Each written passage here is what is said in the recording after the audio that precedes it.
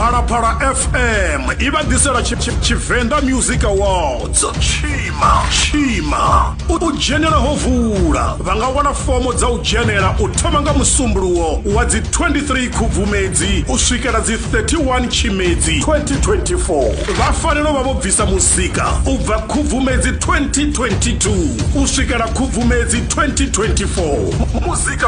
Muzika wavo ufanela uva uimbiwa nga Tshivenda. Fomo dzidowanala kha www.phalaphalafm.co.za kana zwifatoni zwa Phalaphala FM Thohoyandou na Polokwane. Fomo vadzihumisele kha email ya phalaphalafm@sabc.co.za kana hanepo heva jia hone fomo. Milayo na zwiṅwe zwidodombedzwa vado zwiwana kha fomo.